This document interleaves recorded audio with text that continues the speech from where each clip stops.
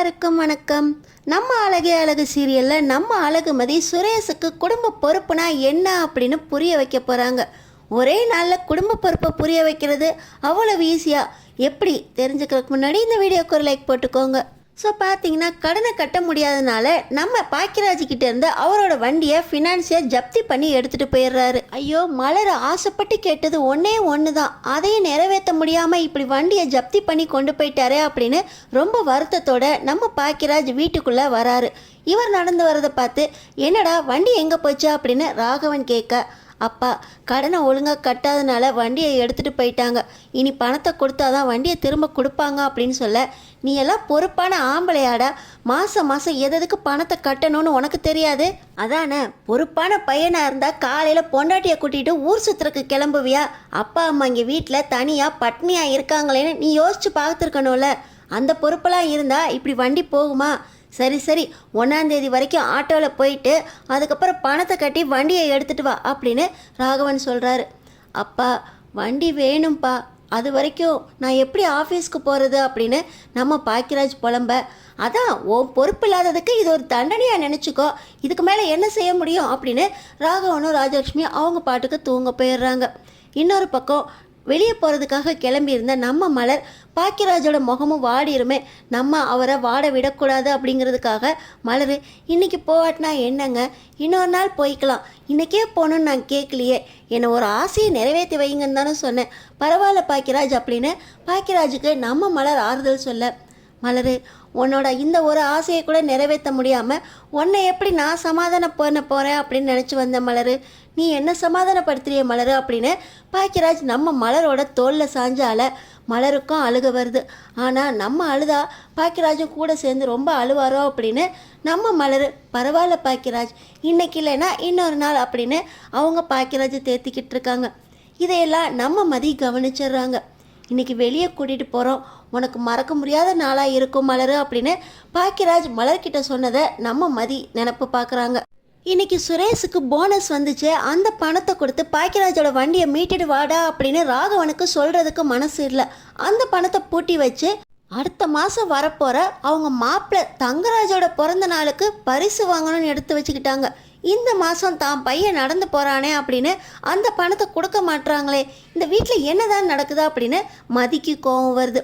சுரேஷ்கிட்ட நேராக போய் உங்களுக்கு போனஸ் பணம் வந்துச்சு, அதை உங்கள் அண்ணன்கிட்ட கொடுத்து அந்த வண்டியை மீட்டுட்டு வர சொல்லலாமே அப்படின்னு சொல்ல, அண்ணனுக்கு நான் எவ்வளோ தான் பணம் கொடுக்கறது, ஏற்கனவே கல்யாண செலவுக்காக அண்ணியோட நிலப்பத்திரத்தை வச்சு தான் பணம் கொடுத்தாங்க, அதை மீட்டு தரேன்னு நான் அன்னைக்கு வாக்கு கொடுத்துருக்கேன், அதுக்கு மாதம் நான் தான் பணம் கட்டிக்கிட்டு இருக்கேன், இதுக்கெல்லாம் நான் பணம் கொடுத்துக்கிட்டு இருக்க முடியாது, அண்ணனோட வண்டி தானே அவனே மீட்டுக்கட்டும், இந்த வீட்டை பற்றி உனக்கு என்ன பொறுப்பு, நீ சம்பாதிக்க பணத்தை உங்கள் வீட்டில் தானே கொண்டு போய் கொடுக்குறா அப்படின்னு சுரேஷ் நம்ம அழகுமதி கிட்ட சொல்ல, அப்போ உங்கள் சம்பள பணத்தை நீங்கள் யார்கிட்ட கொடுத்துட்ருக்கீங்க, வீட்டு செலவுக்கு எவ்வளோ பணம் கொடுப்பீங்க அப்படின்னு நம்ம அழகுமதி கேட்குறாங்க.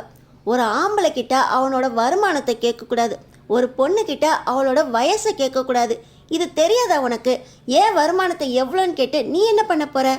சரி வருமானம் எவ்வளோன்னு கேட்கல, அதை வீட்டுக்கு எவ்வளோ கொடுப்பீங்க அப்படின்னு தானே கேட்குறேன் அப்படின்னு நம்ம அழகுமதி கேட்குறாங்க.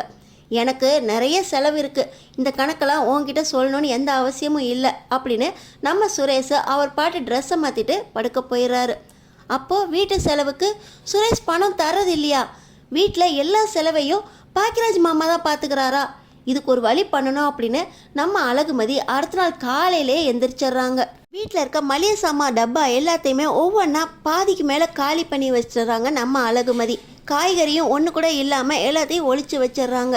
காலையிலேக்கு எல்லாருக்கும் கருப்பு காஃபி போட்டு வச்சு இட்லியும் சாம்பாரும் எடுத்து வச்சுட்டு, மலரக்கா இன்னைக்கு என்னோட சமையல் தான், நீங்கள் எதுவும் தலையிடக்கூடாது அப்படின்னு நம்ம மலர்கிட்ட மதி சொல்லிடுறாங்க. என்ன மதி, நேற்று தான் வெறும் இட்லியும் சாம்பாரும் சாப்பிட்டாங்கன்னா இன்றைக்கும் அதே வச்சிருக்கே மதி அப்படின்னு நம்ம மலர் சொல்கிறாங்க.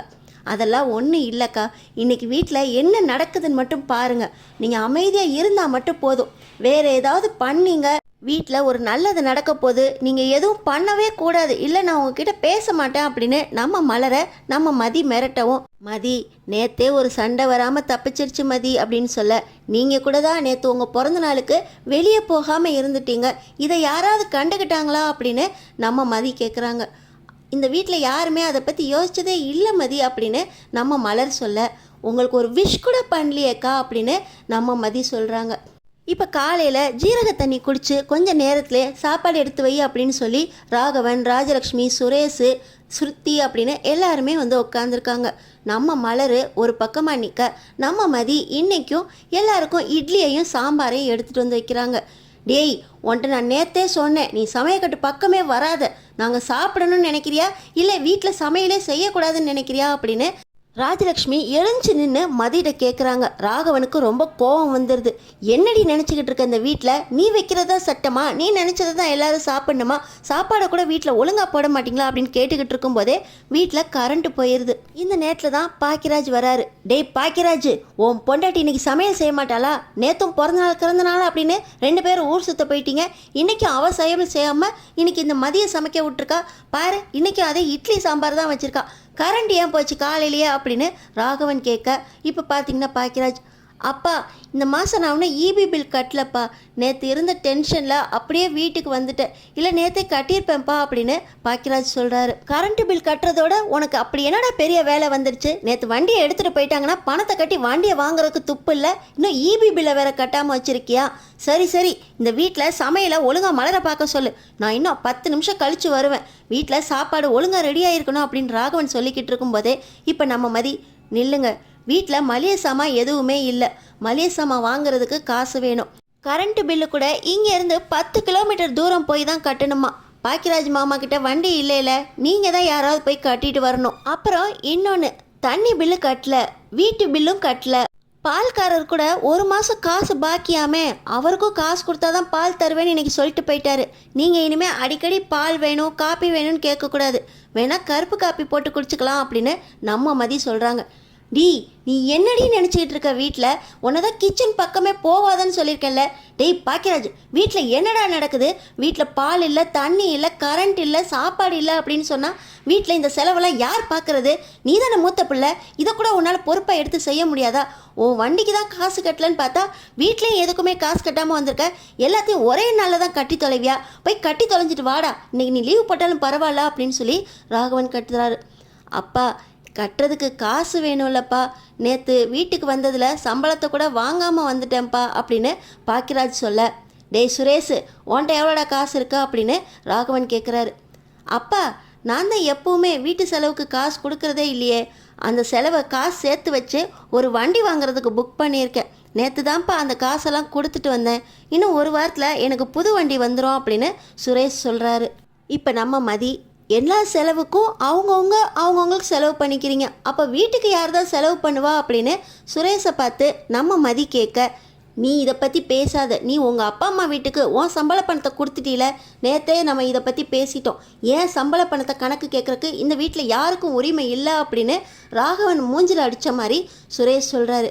என்ன, உன் சம்பளத்தை பற்றி கேட்குறதுக்கு யாருக்கும் உரிமை இல்லையா அப்படின்னு ராகவன் கேட்க, அப்பா நான் உங்ககிட்ட சொல்லலப்பா, மதிக்கு தான் பதில் சொன்னேன் அப்படின்னு சுரேஷ் சொல்ல, அப்போ இத்தனை மாதமாக வீட்டில் இருக்க எல்லா செலவையும் அவன் ஒருத்தன் தான் பார்த்துருக்கான், வீட்டோட மூத்த பிள்ளை அப்படின்னா எல்லா செலவையும் அவன் தலையில் கட்டியிருக்கீங்க, அவன் அதனால தான் வண்டிக்கு கூட பணத்தை கட்ட முடியாமல் நேற்று நடந்து வந்திருக்கான்.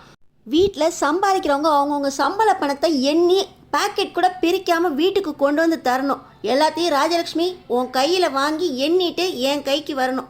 இனிமேல் வீட்டு செலவுக்கு யார் யாருக்கு எந்தெந்த செலவுக்கு எவ்வளோ கொடுக்கணும் அப்படின்னு நான் கணக்கு போடுறேன். நான் வீட்டில் ரிட்டையர் ஆகி சும்மா தானே இருக்கேன்.